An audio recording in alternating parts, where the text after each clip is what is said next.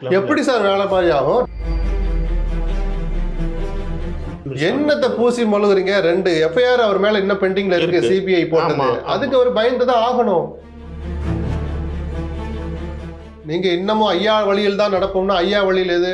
உங்களை நீக்கிறது ஐயா வழி. அப்ப நீக்கினதை ஏத்துக்கிட்டு அமைதியா இருக்கணும்.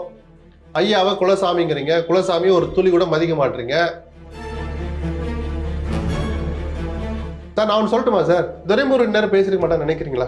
பேசிட்டு ஜெகத் பேசிருக்க மாட்டான்னு நினைக்கிறீங்களா? ஐயோ திமுகவினர் பேசிட்டு அப்படி நான் பார்க்கல.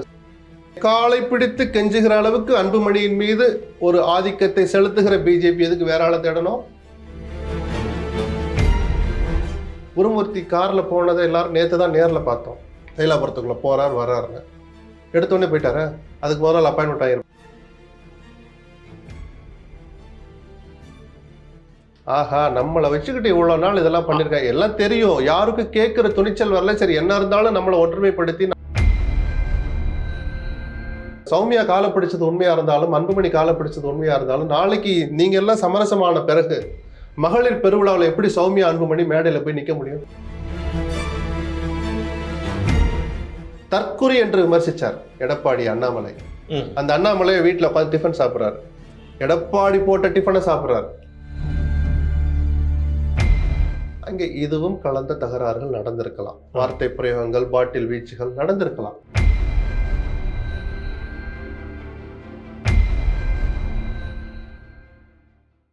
வணக்கம் வாவ் தமிழா நண்பர்களே. மூத்த பத்திரிகையாளரும் மிகச்சிறந்த அரசியல் ஆய்வாளருமான SP லட்சுமணன் அவர்களை சந்திக்கிறோம். தைலாபுரத்திலிருந்து பனையூர் வரை பேசுவதற்கு நிறைய விஷயங்கள் இருக்கின்றன. வணக்கம் SPL. வணக்கம் சார். சமரசம், தந்தைக்கும் மகனுக்கும் சமரசம் ஏற்படுமா? SPL மனசு என்ன சொல்லுது? மனசு மட்டுமல்ல, எதிர்பார்ப்பும் ஏற்படணுங்கிறது தான். பாட்டாளி மக்கள் கட்சியில மட்டுமல்ல, எந்த இயக்கமும், ஒரு நல்லா இருந்த ஒரு இயக்கம் பிளவுபட்டால் அது மீண்டும் இயல்பு நிலைக்கு வரணுங்கிறத எதிர்பார்க்கிற பத்திரிகையாளர்கள் நானும் ஒருத்தன். அதிமுகவுக்கு தொடர்ந்து சொல்லுவேன். எதுக்கு எந்த இயக்கத்துக்கு ஒரு லெட்டர் பேடு கட்சிக்கு கூட அந்த லெட்டர் பேடை ஒன்று ரெடி பண்ணி, ஒரு பேரை ரெடி பண்ணி பிரிண்ட்டுக்கு கொடுத்து 7 பேர் நிர்வாகியை தேர்ந்தெடுத்து அந்த 7 பேர்ல 2 பேர் கோச்சிக்கிட்டு போனா கூட அது எவ்வளவு வழியை ஏற்படுத்தும் அப்படிங்கிறதெல்லாம் புரிஞ்சதுனால நான் இதை சொல்றேன். பொதுவாகவே ஜாதியை மையமாக வச்சு ஏற்படுத்தப்பட்ட அமைப்புகளாகட்டும், அரசியல் கட்சிகளாகட்டும், ஒரு சமூகம் ஒருத்தர் கீழே இருந்ததே இல்லை. ஒரு ஜாதின்னு எடுத்துக்கிட்டா அதுல 10 கோஷ்டி இருக்கும், 10 அமைப்பு இருக்கும், அவங்கவுங்க ஒரு இதை வச்சுக்கிட்டே இருப்பாங்க. இது எல்லா சமூகத்துக்கும் பொருந்தும். அப்படி இருக்கிற சூழல்ல வன்னியர் சமூகத்து மற்ற எவரையும் கம்பேர் பண்றத போது, மற்றவரோடு ஒப்பிடுகிற போது வன்னியர்கள் மட்டும்தான் பாட்டாளி மக்கள் கட்சி என்கிற அந்த குடையின் கீழே, டாக்டர் ராமதாஸ் என்கிற அந்த ஐக்கானுக்கு கீழே இவ்வளவு அபரிமிதமா ஒற்றுமையா இருந்தாங்க. அப்படிப்பட்ட ஒரு அமைப்பு, அந்த கட்சியினுடைய லட்சியங்கள்ல பல விமர்சனங்கள் இருந்தா கூட சமூக நீதிக்காக டாக்டர் ராமதாஸ் தனி மனிதராகவும் அந்த கட்சியின் தலைவராகவும் அவர் அளித்த பங்களிப்பு, அந்த கட்சி ஆற்றிய பணிகள், இதெல்லாம் நம்ம நினைச்சு பார்க்கறத போதுதான் இப்படி ஒரு பிளவு, இப்படி ஒரு பொது வழியில 2 பேரும் தங்களை தாங்களே அவமானப்படுத்தி, அதான் சொல்றேன், 2 பேரும் தங்களை தாங்களையும் வாய்க்கிறாங்க, மகன் என்றும் பாராமல் தந்தை என்றும் பாராமல் பரஸ்பரமும் தாக்கிக்கிறாங்க. நமக்கு சங்கடமா இருக்கு. எனக்கு தெரிஞ்சு அரசியல் எல்லாம் தள்ளி வச்சுட்டா இந்த சண்டையை ஒருவரும் ரசிக்க மாட்டாங்க. அது அப்பா பிள்ளை உறவுகளை வச்சிருக்கிறவங்களாகட்டும், அனுபவிச்சவங்களாகட்டும், இல்லை எதிர்கட்சியினர் கூட இதை ரசிக்க மாட்டாங்க. அவன் நல்லபடியா பேசிட்டு ஒரு வழிக்கு வரட்டும் அப்படின்னா, இப்போ அந்த அணிக்கு வருவாங்களா மாட்டாங்களா நினைக்கிற ஸ்டாலின் கூட அதை தள்ளி நின்று கொஞ்சம் வேதனையோட தான் பார்ப்பார். ஏன்னா தந்தையும் மகனும் உரசி கொண்டால், சண்டை போட்டா என்ன விளைவுகளை 2 பேருடைய மனதிலையும் இது ஏற்படுத்தும், காயங்களை ஏற்படுத்துங்கிறது அறியாதவர்கள் அல்ல. அந்த வகையில தான் இது ஒரு சமரசத்துக்கு வரணும்னு நம்ம நினைக்கிறோம். நேத்திக்கு 2 பேரும் போயிருக்காங்க, 2 பேர் சந்திச்சிருக்காங்க. அந்த சந்திப்பு சுமூகமா முடியலன்னு தகவல்கள் வருது. ஒரே இவ்வளவு கசப்புகள் வந்த பிறகு அது ஒரே நாளில சரியாயிடும்னு நானும் நினைக்கல. நேற்று சில விஷயங்கள்ல ஒரு முடிவு எட்டப்பட்டிருக்கலாம். அதெல்லாம் ஒரு பக்கம் இருக்கட்டும். இதை 3வது நபருடைய தலையீட்டை 2 பேருமே தவிர்க்கிறது நல்லது. அதுவும் ஒருத்தர் நல்லவங்களா கெட்டவங்களான்னு பாக்குற போது, எத்தகைய சித்தாந்தங்களை உடையவர்கள் தங்கள் இந்த பிரச்சனையை ஒரு காரணமா வச்சுக்கிட்டு இந்த பிரச்சனையை ஏற்படுத்திய இடைவெளியை ஒரு வழியாக பயன்படுத்தி கொண்டு உள்ள வர்றாங்க அப்படின்னு பார்த்தா நமக்கு கொஞ்சம் பதட்டம் வருது. வெளிப்படையா சொன்னா, ஆடிட்டர் குருமூர்த்தி தனி மனிதராக நான் மதிக்கிற நபர்கள்ல ஒருத்தர், ஒரு பத்திரிகையினுடைய ஆசிரியர், அதெல்லாம் தனி. பட் அவர் தாங்கி இருக்கிற சித்தாந்தம், அவரை தாங்கி பிடிக்கிற இயக்கம், இதையெல்லாம் வச்சு பார்த்தா அவருக்கு அங்க என்ன வேலை அப்படிங்கிற ஒரு கேள்வி எழுது இது நமக்கு. எதேச்சியா ராமதாஸ் வந்து பல பேரை சந்திக்கிறதுக்காக கூப்பிட்டுட்டு இருக்காரு. பல பேர் வராங்க. இப்ப சமீபத்துல வேல்முருகனுடைய பிரதர் வந்து சந்திச்சிருக்காரு. இல்ல, சோ இப்ப இந்த மாதிரி வெவ்வேறு ஆட்களை சந்திக்கிற போது அவருக்கு ஒரு பதட்டத்துல பல பேரை சந்திக்கிறாரு. அது எதேச்சியா ஏற்பட்டது. அது இல்ல, இவங்க மற்ற எவரை சந்தித்த போதும் வராத பதட்டம். ஏன் அதே குருமூர்த்தியோடு அதே காரில் பயணித்த சைதை துரைசாமி போனது பத்தி கூட எனக்கு பதட்டம் வரல. அதிமுக பிஜேபிக்கு ஒரு உரசல் லேசா வந்தபோது கூட சைதை துரைசாமி ஒரு அறிக்கை வெளியிட்டார். சரி, குருமூர்த்தி யார், அரசியல் ரீதியாக தமிழ்நாட்டு அரசியல்ல அவர் என்ன பண்ணினார் அப்படின்னு பார்த்தா அதிமுகவை அவர் பிளவுபடுத்துறதுக்கு முதல் புள்ளி வைத்தவர் அப்படிங்கிற அந்த பதட்டம் நமக்கு வருது. சரி, அப்படி யாரை வைத்து பிளவுபடுத்தினாரோ அந்த ஓபிஎஸ் இன்னைக்கு ஒரு நல்ல சுமூகமான சூழல் வந்த பிறகு கூட அந்த ஓபிஎஸ் எந்த இடத்துல அதே இடத்தில் அதே கௌரவத்தில் இழந்த கௌரவத்தை மீட்கிறதுக்கு ஓபிஎஸ்க்கு அவர் உதவி பண்ணியிருக்கிறாரா? இல்ல. அவருடைய இயலாமையா, இல்லை அவர் சொல்லியும் வேலை நடக்கலையா தெரியாது நமக்கு. அப்படிப்பட்டவர் இந்த பிளவு நடக்கிற ஒரு இயக்கத்துக்குள்ள வர வேண்டியது என்ன அவசியம் வந்துச்சு? அப்படி வந்தால் என்ன நடக்குங்கிற அந்த பயம். நீங்க ஒரு நல்லெண்ணம் சொல்றீங்க, எல்லாரும் ஒன்னா இருக்கிறது நல்லெண்ணம்னு சொல்றீங்க. அதே நல்லெண்ணத்துல அவர் வந்து அங்க போய் பேசியிருக்கலாம். இந்த நல்லெண்ணத்தால பாட்டாளி மக்கள் கட்சியோட அந்த 5% ஓட்டு இன்டாக்டா இருந்தா தன்னுடைய கட்சிக்கு அதைத்தான் நான் சொல்லுவேன். ஒரு சுயநலம் கலந்த அரசியல் பார்வை. பாட்டாளி மக்கள் கட்சி நல்லா இருந்தாதான் அந்த கட்சி பிஜேபி அதிமுக கூட்டணியில் வந்து இணைகிற போது அந்த வாக்குகள் சிந்தாமல் சிதறாமல் இந்த அணிக்கு கிடைக்குங்கிற அரசியல் பார்வை இருந்தால் சரி. அதுக்கு பிஜேபியில இருந்து யாரா போயிருக்கலாமே. அவங்களே இல்ல, நான் இப்போ இவர் தகுதி குறைவானங்கிற அந்த தனிநபர் தகுதிக்குள்ளேயே நான் வரல. சித்தாந்த அடிப்படையில நான் பேசுறேன். அவருடைய கடந்த கால வரலாறுகள், அவருடைய சிந்தனை ஓட்டம், இதையெல்லாம் தெரிஞ்சு நீங்க சமூக நீதி பாதையில பயணிச்சிட்டு இருக்கிற டாக்டர் ராமதாஸ், அன்புமணி ஒண்ணு கொள்கை ரீதியா விலகி போயிடல. வேற சில உட்கட்சி விவகாரம், ராமதாஸே சொன்ன மாதிரி எல்லா வீட்லயும் நடக்கிற சண்டை தான், எல்லா இயக்கத்திலும் நடக்கிற குழப்பங்கள் தான், அது சரியா வந்துரும்னு சொல்றாரு இல்லையா? எங்கேயும் நடக்காததெல்லாம் இல்ல, கொள்கை மோதல் இல்ல, மற்ற சில குடும்ப விஷயங்கள் தான் அதுக்கு அடிப்படை காரணமா இருக்கு. அதுக்குள்ள இப்படிப்பட்ட சித்தாந்தங்கள் உடையவர்களுக்கு என்ன வேலை? ஏன் நீங்களே உட்காந்து பேசிக்கூடாது? மேபி பிஜேபியே வந்து நம்ம நேர போன கலர் வேற மாதிரி ஆயிடும், இவர் அனுப்பியிருக்கலாம். எப்படி சார் வேலை மாதிரி ஆகும்? டாக்டர் ராமதாஸுடைய கருத்து உண்மையாக இருந்தால் அவருடைய காலை பிடித்து கெஞ்சுகிற அளவுக்கு அன்புமணியின் மீது ஒரு ஆதிக்கத்தை செலுத்துகிற பிஜேபி எதுக்கு வேற ஆளை தேடணும்? ஏன் அவ்வளவு தூரம் பிரஷர் கொடுத்து கூட்டணிக்கு வரவழைத்த அன்புமணியை கூப்பிட்டு ஒரு வாரத்தை கண்டிக்க கூடாதா? தம்பி கொஞ்சம் பொறுமையா போங்க, அன்புமணி கொஞ்சம் பொறுமையா போங்க, நீங்கள் யார் மீது தவறு இருந்தாலும் இந்த விவகாரம் வீதிக்கு வருவது இந்த இயக்கத்துக்கு நல்லதில்லை, நம்ம அணிக்கும் நல்லதில்லைன்னு பிஜேபி போன்ல கூப்பிட்டு பேசலாமே. சரி, போன்ல கூப்பிட்டு பேசுறது உங்களுக்கு எப்படி தெரியும்? இல்ல, நான் பேசினாங்கிறது பொதுவெளிக்கு வராததுனால செஞ்சிருக்கலாமேன்னு சொல்றேன். இன்னொன்னு சொல்லட்டுமா, எடப்பாடியை தலையிட மாட்டான்னு கூட நேற்று ஒருத்தர் யாரோ கேட்டாங்க. நமக்கு தெரியாது. இப்போ திரைமறைவில் நடந்துகிட்டு இருக்கலாம். குருமூர்த்தி கார்ல போனதை எல்லாரும் நேற்று தான் நேர்ல பார்த்தோம். தைலாபுரத்துக்குள்ள போறார் வர்றாருன்னு எடுத்தோடனே போயிட்டாரு. அதுக்கு முதல்ல அப்பாயின்மெண்ட் ஆகிருப்பார். அதுக்கு முன்னாடி 2 பேர்ட்டு போன்ல பேசியிருப்பார். எப்ப நான் வர நேரத்துக்கு நீயும் வான்னு சொல்லியிருப்பார் அன்புமணியை. ஸோ திரைமறைவில் நடந்துகிட்டு தான் இருக்கும். இது நல்லபடியா முடிஞ்சா நல்லது சார். அந்த கட்சிக்கு, தமிழ்நாட்டுக்கு, வன்னிய சமூகத்துக்கு நல்லது. எவ்வளவு சீக்கிரம் முடிக்கிறாங்களோ அது அவருடைய கௌரவத்துக்கும் நல்லது. ஏன்னா இதுவரை இழந்த கௌரவம் போதும். 2 பேருமே அந்த ஒரு விதத்துல இவர் விடாப்பிடியா இருக்காரு, அவர் உடம்பு பிடியா இருக்காருன்னு பேப்பர்ல வந்திருக்கு. இல்ல, அந்த வார்த்தை பிரயோகங்கள் நீங்க ஓமைகள் எது வேணாலும் போட்டுங்க, எதுவுமே இதை தாண்டி விவாதிக்கிறது கூட நமக்கு கஷ்டமா இல்ல. செயல் தலைவருங்கிற போஸ்ட்ல இருந்து அவர் வந்து அதுதான் உனக்கு கொடுப்பேன், நீ முதல்ல அந்த செயல் தலைவர் ஆகிட்டு அதுக்கப்புறம் பாத்துக்கலாம். அது அந்த வாதங்கள் உண்மையாக இருந்தால், அந்த வாத பிரதிவாதங்களை நானும் படிச்சேன் ஒரு நாளிதழ்ல. இவ்வளவு நடந்த பிறகும், ஐயா எங்களை அவமானப்படுத்திய பிறகும் காயப்படுத்திய பிறகும் எங்கள் குலசாமி அவர்தான் அன்புமணி சொல்றாரு. இது ஹேஷியம் இல்ல, பொது மேடையிலேயே மைக்கிலேயே சொல்றாரு, நமக்கு குலசாமி அவர்தான். அப்ப குலசாமின்னா குறைஞ்சபட்ச மரியாதையை நீங்க தக்க வச்சுக்கிட்டே இருக்கணும். அந்த குலசாமி போட்ட உத்தரவை நான் ரத்து செய்கிறேன், நீங்க வாங்க திலகபாமா, நீங்கள் மீண்டும் பொருளாளர், எது கொடுக்குறீங்க? அப்ப குலசாமி மேல நீங்க வச்சிருக்கிற மரியாதை அவ்வளவுதான ஒரு கேள்வி இயல்பா வருது இல்ல? கொஞ்சம் பொறுமையா இருங்கன்னு தான் இந்த பிரச்சனைகளுடைய ஆழம் புரிஞ்சவங்க எதிர்பார்க்கிறாங்க. சரி, இதுல நான் ஒண்ணு கேட்கிறேன். நீங்க சொல்லுங்க, எப்படி அன்புமணி என்ன சொல்றாருன்னா, ராமதாஸ் தான் நம்முடைய குலசாமி, அவர் தான் நமக்கு தலைவர், அவர் தான் வந்து எல்லா கிராமங்களுக்கும் போனவர், எல்லாத்தையும் ஒத்துக்கிறார். ஆனா உன் கொள்கையை ஏற்றுக்கொள்வேன், உன்னை தலைமையில் ஏற்றுக்கொள்வேன், ஆனா நீ இந்த கட்சிக்குள்ள வந்துடாத, நீ வந்து வீட்டுல வந்து திண்ணையில பெரியப்பா மாதிரி உட்காந்துரு, ஆசீர்வாதம் பண்ணிட்டு போன, அது எப்படி ஒத்துப்பாரு ஒரு பெரியவர்? சார் நான் கேட்கிறேன், கல்யாணத்துல ஆசீர்வாதம் இல்ல யதார்த்தம் புரியுது. நம்மளும் டாக்டர் ராமதாஸ் 100 ஆண்டுகள் நல்லா இருக்கணும். ஆனா அவருடைய வயது முதிர்ச்சி இன்னைக்கு பழைய காலம் மாதிரி ஒரு கிராமமா போறாரா?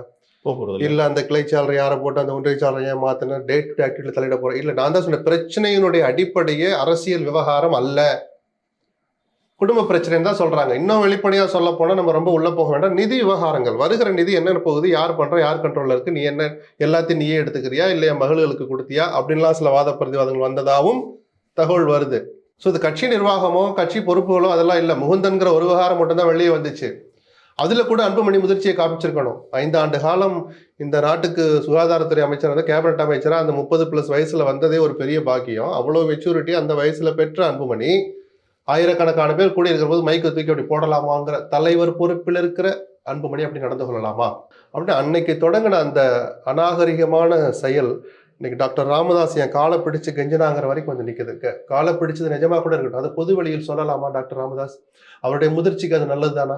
என்ன இருந்தாலும் நீங்க பெத்த பிள்ளைன்றது மாறிடுமா, இல்ல நீங்கள் தலைவராக நியமித்தவருங்கிறது மாறப்போகுதா? இவர் ஓப்பனா வந்து அந்த அந்த மீட்டிங்ல ஓப்பனா வந்து இவர் மைக்க தூக்கி போட்டது, யார் அவன் 4 மாசம் முன்னாடி கட்சிக்கு வந்தவன் இதையெல்லாம் அந்த அப்படிலாம் கமெண்ட் எல்லாம் வெளிய- ஒரு குடும்பத்துல எத்தனை பேரு? நான் கேக்குறேன் அதே கேள்விய அவரு எழுத்தமா இருக்க 2 பேரு. அப்ப சௌமியா அன்புமணி யாருப்பான்னு ஒருத்தன் கேட்டிருந்தான்னா அவர் முகத்தை எங்க வச்சிருப்பார் சொல்லுங்க சார். நான் என்ன சொல்றேன், இந்த முகுந்தனுடைய நியமனத்திலே நியாயம் இருக்கலாம், சௌமியாவினுடைய உழைப்புலையும் யாரும் மறுக்க முடியாத உண்மைகள் இருக்கலாம். எங்க பேசணும்? நீங்களும் நானும் கேட்கிற மாதிரியா? பொதுவெளியிலையா? வீட்டுக்குள்ள பேசியிருக்கணும். ஸோ அன்னைக்கு தொடங்கினது இன்னைக்கு வரைக்கும் நடக்குது, இனிமேலாவது முடியணும்னு நம்ம எதிர்பார்க்கிறோம். அவருக்கு தொடர்ந்து குடும்பத்தில் இந்த சண்டை தான் வந்து இந்த கட்சியை வந்து பஸ்ஸில் போய் கிராமமாக நடந்து போய் லாந்தர் விளக்கு எடுத்துட்டு போய் நம்ம இவ்வளோ உழைச்சமே அப்படின்னு வயசானவங்களுக்கு ஏற்பட்ட பிள்ளை வந்து தன்னை வந்து மதிக்காம நடந்துக்கிட்டானேங்கிற கோவம் இருக்கு. அந்த கோவத்தை நீங்க வந்து இந்த மாதிரி ஒரு ரூம்ல உட்காந்து யோசிக்கும் போது தப்பா அந்த கோவத்தை புரிஞ்சுக்க முடியாது. ஆனா அவரை வந்து அப்படி ஊரா சுத்தி நம்ம வளர்த்தமே இன்னைக்கு இந்த கட்சியை வந்து நம்ம கையில இருந்து அவங்க பாட்டுல கூட்டணியில இதை முடிவு பண்றாங்க கோவம் வருமா வராது? ஒரு விஷயம், வயது கூட கூட அந்த ஆற்றாமைங்கிறது யாருக்குமே வரும். எந்த தனி மனிதனுக்கும் இல்ல, எந்த தனி மனிதனுக்கும் வரும். அதான் எந்த தனி மனிதனுக்கும் வரும், அரசியல்வாதிக்கு கூடுதலா வரும். கலைஞர் தான் நல்லா இருக்கிற வரைக்கும் அந்த முதலமைச்சர் பதவியை விட்டு கொடுக்க தயாரா இல்ல. ஸ்டாலின கிட்ட அவர் கதறல, ஆனால் அவருடைய ஆதரவாளர்கள் கதறி குமிக்கிற வரைக்கும் துணை முதலமைச்சர் பதவி கூட அவர் அவ்வளவு சுலபத்துல கொடுக்கல. அழகிரிய மத்திய அமைச்சர் ஆக்கிட்டு அன்னைக்கு காலையில ஆக்குறாங்க, அன்னைக்கு சாயங்காலம் தான் அவர் துணை முதலமைச்சர் அறிவிக்கிறார். சோ ஒரு செக்ஸ் அண்ட் பேலன்ஸை வச்சுக்கிட்டே தான் இருந்தார். தனக்கு எதிராகவோ தனக்கு ஆதரவாகவோ ஒரு நிலைப்பாட்டில் ஒரு குரூப் இருக்கக்கூடாது. அப்படியே இருந்தாதான் நாம ஓட்டிட்டு போனோம். நான் தப்பு சொல்ல, அரசியல்வாதியினுடைய அடிப்படை குணம். கலைஞரும் அதற்கு விதிவிலக்கு அல்ல. சோ அவரால் அதை ஹேண்டில் பண்ண முடிஞ்சது. அதிகாரம் கையில இருந்தனால ஹேண்டில் பண்ண முடிஞ்சது. அதிகாரம் இழந்த போது அவருக்கு உடல்நிலை நலிவுற்றனால அதனுடைய விளைவு அவரால் அனுபவிக்க முடியல. அவரும் கஷ்டப்பட்டிருப்பார். முதுமையும் இயலாமையும் தருகிற ஆற்றாமை அது. ராமதாஸ்க்கு அது இருக்கலாம். அவரும் சில யதார்த்தங்களை புரிஞ்சுக்கணும். நம்ம இவ்வளவு தூரம் ஆண்டோம் அனுபவிச்சோம், எந்த அரசு பதவிக்கும் போக மாட்டேன்னு சொன்னது நீங்க தான். ஐயா நீங்க நிக்க கூடாது, அந்த தொகுதியில நான் நிப்பேன்னு ஜி.கே. மணி என்னைக்கும் சண்டை போட்டதில்லை, அன்புமணி என்னைக்கும் சண்டை போட்டதில்லை, அருள்மொழி, இளங்கோவன், எவ்வளவோ பேர் அந்த கட்சியில, பொன்னுசாமி, வேலு, ஏ.கே. மூர்த்தி, யாராவது டாக்டர் ராமதாஸ் இந்த சீட்ல நிக்க கூட அங்க நாங்க தான் நிப்போம்னு சண்டை போட்டு அந்த இடத்துல நின்னாங்களா? இல்ல. நீங்க நிக்க மாட்டீங்க, அதிகாரத்தை நான் சுவைக்க மாட்டேன்னு உங்களுக்குள்ள நீங்களே ஒரு கட்டுப்பாட்டை விதிச்சுக்கிட்டு இந்த வயசு வரைக்கும் தாண்டி வந்துட்டீங்களே. இனிமேலும் அந்த யதார்த்தத்தை புரிஞ்சு, சரி பையன் வந்துட்டான், வளர்ந்துட்டான், நல்லவனோ கெட்டவனோ, அன்புமணியை போல ஒரு நல்ல முதலமைச்சர் வேட்பாளர் உண்டா தமிழ்நாட்டுல, யாரேனும் ஒரு உண்டான்னு கேட்டவர் தான் நீங்க. அப்படி கேட்டார்ல, அப்ப அது பொய்யா உண்மையா இப்ப கேள்வி வருது இல்ல? அப்படி நாமளே சொல்லிட்டோமே, அவன் தான் வந்துட்டானே, வந்துட்டு போட்டுமேன்னு ஒரு தந்தையாவும் நினைக்கணும், கட்சியுடைய நிறுவனராகவும் நினைச்சிருக்கோம். இல்ல அவரு 35 வயசுலயே இவருக்கு வந்து அவ்வளவு தகுதி இருக்காங்கிறத யோசிக்காம இந்த பெத்த பாசத்துல 35 வயசுலயே அவர் வந்து கேபினட் மினிஸ்டர் ஆகினாரு. நம்ம இவ்வளவு தூரம் இந்த பிள்ளைக்காக இவ்வளவு அழகு பார்த்தோம், தகுதி இல்லாம பத்தி கவலைப்படாத அந்த பையன் வந்து நம்ம சொன்ன பேச்சு கேட்க மாட்டேங்கிற கோவம் அவருக்கு. இல்ல ஒரு தந்தைக்கே உரிய கோபம். ஆனால் அதையெல்லாம் நீங்க திரும்பவும் நம்ம ஒரு பத்திரிகையாளர் என்ன சொல்றோம், வீட்டுக்குள்ள அடிச்சுக்கோங்க. ஏன்னா இது எங்க போய் முடியும்னா, உங்களை பத்தி வன்னியர்ல யோசிக்க ஆரம்பிச்சா நீங்க எங்க போய் நிப்பீங்க? ஆஹா நம்மளை வச்சுக்கிட்டு இவ்வளவு நாள் இதெல்லாம் பண்ணிருக்காங்க, எல்லாம் தெரியும், யாருக்கும் கேட்கிற துணிச்சல் வரல. சரி என்ன இருந்தாலும் நம்மளை ஒற்றுமைப்படுத்தி நமக்கு ஒரு கௌரவத்தை அங்கீகாரத்தை வாங்கி கொடுத்தவர், வாங்கி கொடுக்க போராடுறவங்கிற அந்த நன்றி உணர்ச்சியோட தான் இன்னைக்கு உங்க பின்னாடி திரண்டு இருக்கிறாங்க. அதை நீங்களே கெடுத்துக்காதீங்கிறதா என்னை போன்றவருடைய பார்வை. ஏன்னா அது உங்களுக்கு மட்டும் இழப்பு அல்ல. வன்னியர்கள் சிதறினால் எவர் வேண்டுமானாலும் அதை பங்கு போடுவாங்க, நல்லவரும் பங்கு போடுவாங்க, கெட்டவர்களும் பங்கு போடுவாங்க. தமிழ்நாட்டுக்கும் அது நல்லது. இந்த மனசாபத்துல தந்தை இன்னும் அடங்கி வாசிக்கணும்னு நினைச்சிருக்கீங்க? இல்ல 2 பேருக்குமே பொறுப்பு இருக்குன்னு சொல்றேன். ஏன் சார் நம்ம யாரு சார் அவங்க விஷயத்துல ஜட்ஜ்மெண்ட் கொடுக்கறதுக்கு? நீங்க பொது வெளியில அடிச்சுக்காதீங்க, நல்லதோ கெட்டதோ உள்ளுக்குள்ள பேசுங்க. சௌமியா காலை பிடிச்சது உண்மையா இருந்தாலும், அன்புமணி காலை பிடிச்சது உண்மையா இருந்தாலும், நாளைக்கு நீங்க எல்லாம் சமரசமான பிறகு மகளிர் பெருவிழாவில் எப்படி சௌமியா அன்புமணி மேடையில போய் நிக்க முடியும்? காலை பிடித்த ஒரு பெண்மணி எப்படி மகளிர் உரிமையை காப்பார்? ஒரு கூட்டணியை நினைச்ச கூட்டணியை அடைகிறதுக்காக தந்தையின் காலை பிடிச்ச அன்புமணி எப்படி தமிழ்நாட்டின் உரிமைகளை காக்க போராட்ட குணத்தோடு குரல் கொடுப்பார்? கேள்வி வருமா வராதா? இந்த யதார்த்தத்தை புரிஞ்சுக்கிட்டாவது அடக்கி வாசிங்கன்னு சொல்றோம். எவ்வளவு சீக்கிரம் முடியுதோ சமாதானத்துக்கு பாட்டில தூக்கி அடிச்சாருன்னு சொல்றாரு. இப்ப இந்த மாதிரி பேசிவிட்டு நாளைக்கு சேர்ந்தா கூட இல்ல சார், நீங்க இல்ல வேண்டாம், நம்ம நல்லபடியாவே சிந்திப்போம். எவ்வளவோ கசப்புகள் வெளியில வந்த பிறகும் இன்னைக்கு எவ்வளவோ இயக்கங்கள் சேர்ந்திருக்கு, எத்தனையோ குடும்பங்கள் ஒண்ணு சேர்ந்திருக்கு சார். நீங்க மாறன் சகோதரர்களும் சார், கலைஞர் குடும்பமும் போட்டுக்காத சண்டையா, பரிமாறிக்கொள்ளாத வார்த்தைகளா உங்களுக்கு நல்லா ஞாபகம் இருக்கும். இன்னைக்கு உதயநிதி தலைவராக ஏற்றிருக்கிற அளவுக்கு தயாநிதி மாறனுக்கு பக்குவம் வந்துடுச்சு. அவர் பின்னால் அவர் வாழ்கன்னு சொல்ற அளவுக்கு தயாநிதி மாறனுக்கு பக்குவம் வந்துடுச்சு. அழகிரிக்கு இந்த பக்கம் வந்துடுச்சு. ஏன்னா அது சூழல், காலம். நான் எப்பயுமே காலத்துக்கு ஒரு சக்தி இருக்கிறதா சொல்லிக்கிட்டே இருப்பேன். காலம் தான் எதையும் தீர்மானிக்கணும்னு. ஸ்டாலினுக்கெல்லாம் முதலமைச்சராக தகுதி இருக்கு, அவரெல்லாம் எந்த காலத்துல ஆக மாட்டார்னு சொன்ன அழகிரி என் தம்பி முதலமைச்சர் ஸ்டாலின் சிலையை திறந்து வைப்பதில் பெருமை கொள்கிறேன் வீடியோ எழுதுற அளவுக்கு காலம் அவரை கொண்டாந்து வச்சிருக்கு. அதெல்லாம் காலங்கள் தீர்மானிக்கட்டும் சார். நல்ல விதமா வரட்டும். கசப்பான வார்த்தையில் வந்துடுச்சு சரி, இதவே பேசிட்டு எவ்வளவு நாள் இருக்க போறீங்க? வைகோ பேசாத பேச்சா திமுகவை கலைஞர? அந்த வைகோவை திமுகவினர் பேசாத பேச்சா? சொல்லுங்க. இல்ல கூட்டணி அதையெல்லாம் பார்த்தா வைகோ அறிவாலயத்துக்கு அந்த வாசல்ல கால் வைக்க முடியுமா? முடியாது சார். அரசியல்ல முதல்ல வெக்கத்துக்கு இடம் கிடையாது. ஆமா, பொதுவாகவே வெக்கத்துக்கு இடம் கிடையாது. தொடச்சு போட்டு போயிடுவாங்கன்னு நம்ம கொச்சையா சொல்லலாம். காலம் தான் எல்லாத்தையும் மறக்கடிக்கும். அந்த காயங்களை ஆட்டுங்கிறதுனால தாண்டி வந்துடும். எந்த கூட்டணியில் சேர்ந்தாலும் எதிர் கூட்டணி வந்து இதெல்லாம் வந்து நாளைக்கு பிரச்சாரத்துல பயங்கரமா அப்படி பேசுறவர்களை பத்தியும் பேசுறதுக்கு 4 விஷயம் இருக்கும். நான் என்ன சொல்றேன் பத்திரிகையாளர், ஐயோ அந்த பழைய குப்பையெல்லாம் பேசாதீங்க, நீங்க என்ன நல்லது செஞ்சீங்கன்னு சொல்லுங்க, என்ன செய்ய போறீங்கன்னு சொல்லுங்க, யார் வேணாலும் ஆட்சிக்கு வாங்க. குப்பைகளை கிளறனால என்ன பிரயோஜனம் இருக்கு? அதை சொல்லி காட்டுகிற தகுதியோ உரிமையோ இங்கே எவருக்கும் கிடையாது. எல்லோரும் அதை அனுபவிச்சவங்க தான். தற்குறி என்று விமர்சிச்சார் எடப்பாடி அண்ணாமலை. அந்த அண்ணாமலை வீட்டில் உட்காந்து டிஃபன் சாப்பிட்றாரு, எடப்பாடி போட்ட டிஃபனை சாப்பிட்றாரு. அப்போ அதை பேசியிருந்தா அந்த அந்த தட்டுல இருந்து எடுத்து வாய்க்கு போகுமா கை? சொல்லுங்க. அதையெல்லாம் நினைச்சு பார்த்துருந்தா, யோ அவனுக்கு வைக்காதீங்க தட்டை அப்படின்னு தன்மானமுள்ள எடப்பாடி அப்படி சொல்லியிருக்கணும். இல்லை, மனுஷன் தமிழன் நாகரிகம் அது. தான் வீட்டுக்கு ஒருத்தர் வந்துட்டாருன்னா கவனிக்கணுங்கிறது. சரி நடந்தாலாம் நடந்துடுச்சு பரவாயில்ல அப்படிங்கிற அந்த பக்குவம் எடப்பாடிக்கு இருந்தது. அன்னைக்கு சாயங்காலமே அண்ணாமலை வீட்டுக்கு போனாரா, கூட்டணி அறிவிச்சு அன்னைக்கு நைட்டு. நான் சொல்ல புரியுதா சார்? அப்ப அதெல்லாம் நினைச்சு பார்த்தா, அதனாலதான் சொன்னேன், இதையெல்லாம் சுட்டிக்காட்டி கேள்வி கேட்கிற தகுதி இங்க யாருக்கும் கிடையாது, எந்த அணிக்கும் கிடையாது. எஸ்பிஎல் இன்னொரு விஷயம், மூத்த பத்திரிகையாளர் மணி இருக்கார்ல, அவர் ஒரு விஷயம் சொல்றாரு, பூடகமா சொல்றாரு. தைலாபுரத்துல பவர் சென்டர்லாம் இருக்கு. அவர் நான் வெளிப்படையாக சொல்ல விரும்புகிறேன்னாரு, அது உங்களுக்கும் புரியும். பவர் சென்டர்லாம் இருக்கு. அன்புமணி வந்து அப்பா சொன்னது கேட்பாரு, இந்த பவர் சென்டர்லாம் சொன்னது கேட்டா ஆட மாட்டாரு. அதுதான் இங்க பிரச்சனை மெயின்ங்கிறாரு. நீங்க இது எப்படி பாக்குறீங்க? இல்ல, அதான் குடும்ப சண்டை சொல்ல. குடும்பம்னாலே அங்க யார் யார் இருக்கா? அப்பா, மகன். மகனுக்கு கல்யாணம் ஆயிட்டா மருமகள், மருமகளுடைய அப்பா யாரு? சம்பந்தி. சம்பந்தி வீட்டுல மச்சினைங்க அந்த மாப்பிள்ளைக்கு. ஒரு குடும்பம்னா அதை தாண்டி கேரக்டர்கள்லாம் இருக்கு. இருக்கட்டும், அதுக்குள்ள உள்ள போக கூடாது. நான் பொதுவாவே அதெல்லாம் விமர்சிக்க மாட்டேன். அங்க மாமியார்னு ஒருத்தர் ஆட்டோமேட்டிக்கா வந்துருவாங்க. இது எந்த குடும்பத்திலும் நடக்காதது அல்லன்னு ராமதாஸ் சொல்ற போதே அங்க இதுவும் கலந்த தகராறுகள் நடந்திருக்கலாம். வார்த்தை பிரயோகங்கள், பாட்டில் வீச்சுகள் நடந்திருக்கலாம்.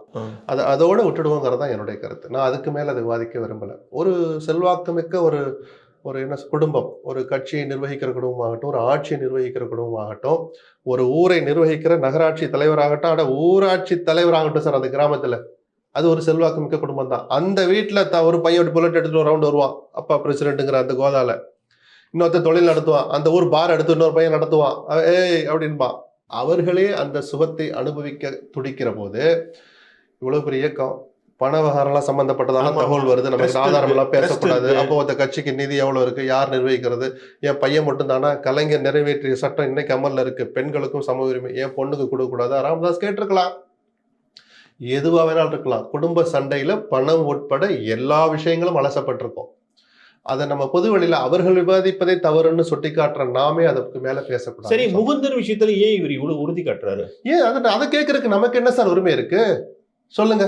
முகுந்தன் வரட்டும், அவர் எப்படி செயல்படுறாருன்னு பார்க்கட்டும், நல்லா இருந்தா வச்சுக்கிட்டு, இல்லாட்டி தூக்கி எறிய போகுது அந்த கட்சி. நம்ம அவரை கொண்டுட்டு வாங்க, கொண்டு வர, ஏன் நீங்க இவ்வளவு பிடிவாதம் அப்படிங்கன்னு கேட்கிற உரிமை நமக்கு கிடையாது. அது அவர்களுடைய உட்கட்சி விவகாரம். சரி, இந்த பிரச்சனையால பாமகவோட ஓட் பேங்க் பாதிக்கும்னு நினைக்கிறீங்களா? ஓட் பேங்க்னு பொதுவாக பார்க்காம அந்த வன்னியருடைய மனசுன்னு கொஞ்சம் யோசிச்சு பாருங்களேன். எவ்வளவோ இவர் நமக்கு சொன்ன வரலாறை வச்சு பார்த்தாலே, கேள்விப்பட்டதை வச்சு பார்த்தாலே, கடந்த காலங்களில் எத்தனையோ போராட்ட வாழ்க்கைகளை தாண்டி வந்த வன்னியர்களை இப்படி மனதளவில் நீங்க காயப்படுத்தலாமா? எப்படி அவன் சந்தோஷமா இருப்பான்? ஓட்டு அதெல்லாம் அப்புறம் விடுங்க சார், வாக்கு வங்கி இதெல்லாம். அவன் மனசு இன்னைக்கு என்ன பாடுபடும்? ராமதாஸை போய் தைலாபுரம் தோட்டத்தில் பார்த்துட்டு வந்துட்டு ஜி கே மணி ஒரு வார்த்தை சொன்னார். எனக்கே ஒரு மாதிரி ஆயிடுச்சு. ஏன்னா ஜி கே மணியை நான் கிட்டத்தட்ட 25 வருஷத்துக்கு மேலே பார்த்துட்டு இருக்கிறவன். ஐயாவை பார்த்தேன், 2 ஆப்ஷன் தான் இருக்குன்னு சொன்னேன். ஒன்று, நீங்கள் சமாதானம் ஆயிக்கங்க, எவ்வளோ சீக்கிரம் முடியுதோ இல்லாட்டி நான் எங்கேயாவது போய் உயிரை மாய்ச்சிக்கிறேன்னு சொன்னார். இல்ல ஊரை விட்டு ஓடி எங்கேயாவது கண்காணாம தூரத்துக்கு போய் உயிரை மாய்ச்சிக்குவேன்னு சொன்னார். ம். அந்த ஒரு வார்த்தை தான் ஐகானிக் வேர்டு. ம். வன்னிய சமூகம் என்ன நினைக்குதுங்கிறதுக்கு மணியினுடைய வார்த்தைகள் தான். ம். இதுக்கு மேலே 2 பேருக்கும் அந்த அடிப்படை அறிவு வரலைன்னா அந்த பாட்டாளி மக்கள் கட்சியை கடவுள் தான் காப்பாற்றணும். ஒரு கட்சியினுடைய தலைவராய் நீண்ட காலம் இருந்த ஒருத்தர், இன்னைக்கும் கௌரவ தலைவராய் இருக்கிற ஒருத்தர் உயிரை மாய்ச்சிக்குவேன்னு சொல்ற அளவுக்கு தான் வன்னியருடைய மனநிலை இருக்கும். மணிக்கு ஃபோரம் இருந்தது, பத்திரிகையாளர் மைக் நீட்டினாங்க, பேசுற வாய்ப்பு இருந்தது. எங்கேயோ கிராமத்தில் இருக்கிற வன்னியருக்கு அந்த வாய்ப்பு கிடையாது. மனசுக்குள்ளேயே புழுங்கிக்கிட்டு இருப்போம். அந்த புழுக்கம் அதிகமானால் உங்கள் குடும்பத்துக்கும் நல்லதல்ல, உங்கள் இயக்கத்துக்கும் நல்லதல்ல. சரி, இந்த இந்த பிரச்சனைக்கு ஏதாவது தீர்வு கிட்டக்க தெரியுதா உங்களுக்கு? நமக்கு எப்படி சார் தெரியும்? அவங்க உட்காந்து பேசினா தானே சார். இப்போ நேற்று ஒன்று நடந்தது, சுமூகமா முடியலைங்கிறத நம்ம புரிஞ்சுக்க முடியுது. முடிஞ்சிருந்தா நேற்று 2 பேரும் சேர்ந்து ஒரு ப்ரெஸ் மீட்டை வச்சிருப்பாங்க. ஆமா. ஒரு சில விஷயங்கள் ஒரு 8க்கு வந்திருக்கலாம். சரி, அடுத்த தடவை வரும்போது இன்னொரு விஷயத்த பேசிக்கலாம்ப்பான்னு அம்மா சொல்லிடலாம். என்னதான் இருந்தாலும் ஒருவேளை பாட்டில் எடுத்து வீசினது நிஜமாக இருந்தால் கூட அது தவறுன்னு புரிஞ்சுக்கிற மனப்பக்குவம் உள்ளவர் தான் அன்புமணி நான் நம்புறேன். அம்மாவை பார்த்தோன்னே அவர் சில விஷயங்கள்ல கலங்கி இருக்கலாம். சரிம்மா அடுத்த மீட்டிங்ல பேசிக்கலாமான்னு கூட சொல்லிட்டு வந்து நமக்கு என்ன நடந்துன்னு இதுதான்னு தெரியாம நம்ம அதுக்கு மேல ஊடகமா எதையும் பேச முடியாது. நல்லது நடந்திருக்கும், பாதியாவது நடந்திருக்கும் நம்புவோம், மீதி பாதி சீக்கிரம் நடத்துங்க. நேத்தி வரை வந்து அவர் போட்ட போஸ்டிங்ஸ் எல்லாம் இவர் வந்து இது பண்றாரு. இல்ல அதுதான் தப்புன்னு சொல்லிட்டேன். அப்படின்னா நீங்க ஒரே தான் எதிர்த்துட்டு வெளியில வந்துடணும். நீங்க இன்னமும் ஐயா வழியில் தான் நடப்போம்னா ஐயா வழியில் எது உங்களை நீக்கிறது ஐயா வழி. அப்ப நீக்கினதை ஏத்துக்கிட்டு அமைதியா இருக்கணும். ஐயாவை குலசாமிங்கிறீங்க, குலசாமி ஒரு துளி கூட மதிக்க மாட்டீங்க. அப்ப எதுக்கு இந்த நாடகத்தனமான வார்த்தை? நடிக்கிறாருன்னு நான் சொல்லல. நீங்கள் அந்த வார்த்தையை சொல்லிட்டு அதுக்கு நேர்மாறாக அதே மேடையில் நடந்துக்கிட்டீங்கன்னா அது நாடகம் தான். எல்லாரும் அவரே நாடக காதலை பத்தி நிறைய பேசியிருக்காரு. இல்ல சொல்றேன் நான். இல்ல நம்ம குத்தி காட்டி நம்ம பேசுறதுக்கு அது நேரமும் அல்ல, எனக்கு அதுல எதுவும் இல்லை. முதல்ல அன்புமணியும் ஒரு படிச்ச டாக்டர் தானே. சரி நம்ம என்ன பண்றோம்? சரி அவருக்கு உங்களுக்கு எனக்கு தெரிஞ்ச விட முதுமையினுடைய விளைவுகள் என்னன்னு அவர் டாக்டருக்கு நல்லாவே தெரியும். ஆமா ஆமா. ராமதாசும் வெறும் வேற்று கிரக வாசிகள், அவரும் மனிதர் தான். அந்த மனுஷனுக்கு 80 வயசுக்கு மேல ஆனா என்ன நடக்கும் அன்புமணிக்கு தெரியும்ல. சரி அப்பாவுக்கு வயசாகுது, இப்படி இருக்கு அப்படி இருக்கு, சரியாயிடும். நான் திரும்ப சொல்றேன், 100 வயசு இருக்கட்டும். இனிமேல் எவ்வளவு காலம் அவர் நம்மளை அடக்கி ஆள போறார்? இருக்கிற வரைக்கும் அவர் சந்தோஷமா இருக்கட்டும். ஒரு நினைப்பு வரணும்ல, ஒரு மகனாக உங்களை அடையாளப்படுத்தியவராக, உங்களுக்கு அங்கீகாரம் கொடுத்தவர், உங்களுக்கு அதிகாரம் கொடுத்தவருக்காவது அன்புமணி அந்த இடத்துக்கு கொஞ்சம் இறங்கலாமே அப்படின்னு நம்ம சொல்றோம். அன்புமணி மனசுல 1000 வழிகள் இருக்கலாம், நமக்கு தெரியாது சண்டை எதனால வந்துச்சுன்னு.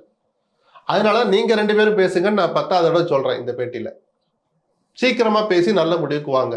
இதுல பிஜேபி ரோல் இருக்குங்கிறீங்களா? இல்ல ஒரு கூட்டணி கட்சிங்கிற முறையில இருந்தால் தப்பு இல்லை. நான் குருமூர்த்தியினுடைய பார்வையை தான், அதனுடைய சந்திப்பு தான் ஒரு மாதிரி பார்த்தனே தவிர அவங்களும் அட்வைஸ் சொல்ல. சார் நான் சொல்லட்டுமா சார்? துரைமுருகன் நேரம் பேசிருக்க மாட்டான்னு நினைக்கிறீங்களா? பேசிருப்பாரு. ஜெகத் பேசிருக்க மாட்டான்னு நினைக்கிறீங்களா? ஐயோ திமுகவினர் பேசிட்டு அப்படி நான் பார்க்கல. சமூகத்தை சேர்ந்தவங்க தொடர்ச்சியா எந்த அணியில் இருந்தாலும் எதிரியா இருந்தாலும் திட்டிக்கிட்டாலும் டாக்டர் மேல ஒரு மரியாதை வச்சிருக்கிற நபர்கள் இந்த 2 பேரும். திமுக இருந்து பார்த்தா சொல்றேன்.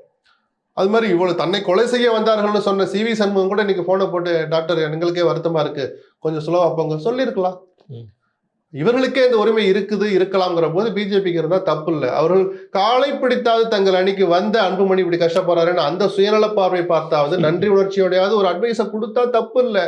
குருமூர்த்தியும் போனாரே நல்ல விதமா நல்லா இருங்கன்னு சொல்லிட்டு வந்திருந்தா தப்பு இல்லை. இந்த பிளவை பயன்படுத்தி வேறு ஏதேனும் நடந்துடக்கூடாதுங்கிற அந்த ஆதங்கத்துலதான் நம்ம அந்த சந்திப்பை ஒரு மாதிரி பதட்டம்னு சொன்னேன். சரி, அன்புமணிக்கு வந்து பிஜேபியில ஏதோ ஒரு நெருக்கடி இருக்கு. அவர் வந்து சென்ட்ரல் என்னத்தை பூசி மழுகுறீங்க? 2 FIR அவர் மேல என்ன பெண்டிங்ல இருக்கு, CBI போட்டது. அதுக்கு அவர் பயந்துதான் ஆகணும். பிஜேபியினுடைய கடந்த குறிப்பாக 5 ஆண்டு கால செயல்பாடுகளை பார்த்தா அப்பாவுக்கு தெரியாதா? தெரியும். தானடா பாத்துக்கலாம்டான்னு சொல்லி இருக்கலாம். இல்லப்பா நீங்க நினைக்கிற மாதிரி அது இல்ல, சாதாரண வழக்கு தான். ஆனால் இவர்களை எந்த மாதிரி நடத்துவாங்க நமக்கு தெரியாது. அப்பாவுக்கும் பிள்ளைக்கும் நடந்திருக்கலாம். இந்த வாத பிரதிவாதங்களுக்கு பிறகுதான் காலையாவது படிச்சா நீங்க செய்வீங்களான்னு கேட்டுக்கலாம். இல்லாட்டி நீங்க கொல்லி போட்டு நீங்க தான் கொல்லி வைக்கணும்னு சொல்ற அளவுக்கு வார்த்தைகள் வந்தா டாக்டர் சொல்றதை கேட்டாலே நமக்கே சங்கடமா இருக்கு. சோ நெருக்கடிங்கிறது முட்டை போடுற கோழிக்கு தான் சார் வழி தெரியும். ஜஸ்ட் 2 FIR தானே சார் நான் சொல்லலாம் ஏசி ரூம்ல உட்காந்துக்கிட்டு. அதனுடைய விளைவு என்ன, அந்த வழக்கினுடைய தாக்கம் என்ன, இல்ல எதுவுமே இல்லைனாலும் பிஜேபி என்னவெல்லாம் பண்ணும், அன்னைக்கு நம்மளை போன்ல கூப்பிட்டு என்னவெல்லாம் சொன்னாங்க, இதெல்லாம் அன்புமணிக்கு தானே தெரியும். நம்மளால புரிஞ்சுக்க முடியுது. சரி, அதிமுகவோட இப்ப பாமக ஒன்னா சேர்ந்துற வாய்ப்பு இருக்கு. அப்ப பிரதானமான வாய்ப்பு அதுக்குதான். ஏன்னா நான் அதிமுகவுக்கு போலான்னு சொன்னேன், குறைஞ்சது 3 இடம் ஜெயிச்சிருக்கலாம். அந்த அணி 6 இடம் ஜெயிச்சிருக்கேன் சொன்னது நிஜம். வாக்கு எண்ணிக்கையை பார்த்தா அப்படிதான் இருக்கு. நான் தேர்தலுக்கு முன்னாடி அதை சொல்லிட்டு இருந்தேன். சரி, அவன் பிஜேபியோட சேருன்னு காலெல்லாம் பிடிச்சாங்கிறாரு. சரி, இந்த 2 பேரும் வேற வேற சொன்னாலும், இன்னைக்கு காலம் எங்க கொண்டாந்து சேர்த்திருக்கவங்க 2 பேரையும், அந்த 2 பேரும் ஒண்ணா சேர்ந்து ஒரு இடத்துல நின்னுட்டு வாங்க வாங்கன்னு கூப்பிடுறாங்க. சரி, தனித்தனியா கூட 2 பேரும் போய் சேருங்க இங்க. சோ அது ஒரு தடையாக இப்ப இல்லைங்கிற போது, இல்ல. பிரதானமான வாய்ப்பு அதிமுக அணியில் போய் சேருவதற்கு தான். ஆனால் திமுக பக்கம் போகவே மாட்டார்னு சொல்றதுக்கு அரசியல்ல யாரையும் நம்பாதீங்க. இடம் இல்ல. என்னன்னா, இங்க இட நெருக்கடி இருக்குங்கிறத தாண்டி கொள்கை தடை எதுவும் இல்ல. திமுக பக்கம் சேர்றதுக்கு எங்களுடைய இந்த கொள்கை தடையா இருக்குன்னு ஏதாவது சொல்ல முடியுமா? இல்ல. வாய்ப்பு அதிமுக பக்கம் போறதுக்கு தான். இவ்வளோ பிரச்சனைகள் அப்பா பிள்ளைக்கு சண்டை நடந்துட்டு இருக்கும்போது, இன்னொரு பக்கம் வந்து கட்சிக்காரங்கள தொடர்ந்து சந்திச்சிருக்காரு. 3 நாள் சந்திச்சிருக்காரு. இது இது என்ன விதத்துல இவரு பிளான் பண்றாரு அவரு? அன்புமணி 3 நாள் மட்டுமல்ல, தினசரி அவர் பார்க்கிறார். ஒண்ணு தன்னுடைய ஆதரவாளர்கள் யாருன்னு அடையாளப்படுத்தி தக்க வைக்கிறது ஒரு நோக்கம். நிஜமாகவே கட்சியினுடைய தலைவர் பொறுப்புல அவர் பார்வையில் இன்னைக்கு அவர் தான் தலைவர். ம். டாக்டர் ராமதாஸ் பார்வையில் எடுத்துட்டா கூட இன்னைக்கு அவர் தான் செயல் தலைவர். ம். சரிங்களா? அப்படி இருக்கும்போது கட்சி வளர்ச்சிக்காக ஒரு சந்திக்கிறதோ, சுற்றுப்பயணம் போறதோ ஒண்ணும் தவறு கிடையாது. ஆனா என்ன ஒரு ஒரு என்ன சொல்றது? ஒரு அசாதாரண சூழலுக்கு வாய்ப்பு இருக்குன்னா, பூத்தா அருள்மொழி 2 நாள் முன்னாடி டாக்டர் ராமதாஸ் போய் பார்த்தார். வன்னியர் சங்கத்தினுடைய தலைவர். தலைவர் பார்த்து. ஆமா. பார்த்துட்டு வந்துட்டு அவர் வெளியில என்ன சொல்றார்? வன்னியர் சங்கத்தை மீறி பாட்டாளி மக்கள் கட்சி செயல்பட முடியாது. அப்படி ஏதோ எல்லாரும் நினைச்சுக்கிட்டு இருக்கிறாங்க. வன்னியர் சங்கம் தான் பாட்டாளி மக்கள் கட்சி இயக்குகிறது. அந்த பாட்டாளி மக்கள் கட்சியுடைய நிறுவனர் டாக்டர் ராமதாஸ். பாட்டாளி மக்கள் கட்சி விதிமுறைப்படி நிறுவனருக்குத்தான் எல்லா அதிகாரமும் உண்டு அப்படின்னு சொல்லிட்டாரா. இது ஒரு பக்கம் அப்படியே இருக்கட்டும். இந்த புதிய நியமனங்கள் நடந்த பிறகு டாக்டர் ராமதாஸ் ஒருத்தரை நீக்கிட்டு புதுசா ஒருத்தர் அறிவிக்கிறார். இல்ல இவர் தான் தலைவர் அன்புமணி அறிவிக்கிறார். ஒரு மாவட்டத்தில் செயல்வீரர்கள் கூட்டம் நடக்குது. அங்கே தகராறு வருது. அந்த புது நியமனம் பெற்றவங்கள உள்ள விட மாட்டுறாங்க. வன்னியர் சங்கத்தினர் எல்லாரும் ஒன்று தானே. வன்னியர் சங்கத்தினர் தான் பாமக தான் வன்னியர் சங்கத்தில் இருப்பாங்க. அன்னைக்கு ஏதோ சிலர் தலையிட்டால எந்த அசம்பாதம் நடக்காம அது தவிர்க்கப்பட்டது. எவ்வளவு நாள் நீங்க அதை தவிர்த்துக்கிட்டே போவீங்க? வன்னியர் சங்கம் தான் பாட்டாளி மக்கள் சேர்க்கிறன்னா, இந்த தீவிர அரசியலில் ஈடுபட விரும்பாத வன்னியர்களும் சில பேர் இருக்கிறாங்க. ஒரு பெரிய குரூப் இருக்காங்க. அவங்க சமுதாயம் தான் முக்கியம் நினைக்கிற பார்வை கொண்டவங்க. அவங்க ஒரு பார்வை பார்த்து அவங்க ஒரு விஷயத்த சொல்ல வந்தா, நீங்க ஒரு பக்கம் அப்பாவா பிள்ளையான்னு கேட்டுக்கிட்டு இப்படி ஊர்வலம் வர ஆரம்பிச்சீங்கன்னா, சுற்றுப்பயணம் வர ஆரம்பிச்சா சரி, ஒரு சமூக பதற்றத்தை அது ஏற்படுத்தும். அதனால தமிழ்நாட்டுக்கும் நல்லதில்லைன்னு சொன்னது சித்தாந்த அடிப்படையிலையும் நீ சொன்ன, சட்டம் ஒழுங்கு பார்வையிலையும் நான் சொன்னேன். நீங்க சொல்ற இந்த வன்னியர்கள் இருக்காங்களே, நடுநிலையோட இருக்கிற வன்னியர்கள், பாட்டாளி மக்கள் கட்சி இப்ப நடுநிலையில இருக்காங்களே, அவங்க எல்லாம் ஒரு கட்டத்துல இது சரிப்பட்டு வராதுன்னு டிஎம்கே ஏடிஎம்கே பிரிஞ்சு. அதனால சொன்னேன், நீங்கள் தனிமைப்படுத்தப்படுவீர்கள்ங்கிற ஆபத்தை உணர்ந்துக்கங்கன்னு நான் சொன்னேன். உங்களை விட்டுட்டு போயிடுவாங்க. திராவிட இயக்கங்களுக்கு போயிட்டாலோ அல்ல ஒரு நல்ல இயக்கங்களுக்கு போயிட்டா பிரச்சனை இல்லை. தப்பானவர்கள் பின்னாடி அவங்க போயிடக்கூடாது. ஏன் பிஜேபிக்கு போன நிறைய பேர் பிஜேபி நம்ம என் பேரை சொல்ல வேண்டாம். எங்க வேணாலும் போட்டு சார், அப்படி சிதறுண்டு போகணுமா? அதற்காகவா நீங்க இத்தனை வருஷம் உழைச்சிங்க அப்படிங்கிற கேள்வினாலதான் சீக்கிரம் சமாதானமாங்க நம்ம சொன்னோம். சரி, அடுத்து பனையூர் அரசியலுக்கு வருவோம். விஜய் வந்து 42 நாட்கள் சுற்றுப்பயணம் பண்ண போறேன் ஜூலைல அப்படின்னு சொல்றாரு. இது பெரிய எழுச்சியை ஏற்படுத்தாதா? ஒரு காலத்தில் எம்ஜிஆர் ஏற்படுத்திய எழுச்சியை இது ஏற்படுத்தும் என்று அவங்க எல்லாம் யோசிக்கிறாங்க. அதெல்லாம் ஒண்ணும் ஆகாது, பிசுபிசுத்து போகும்னு சொல்ல நான் விரும்பல.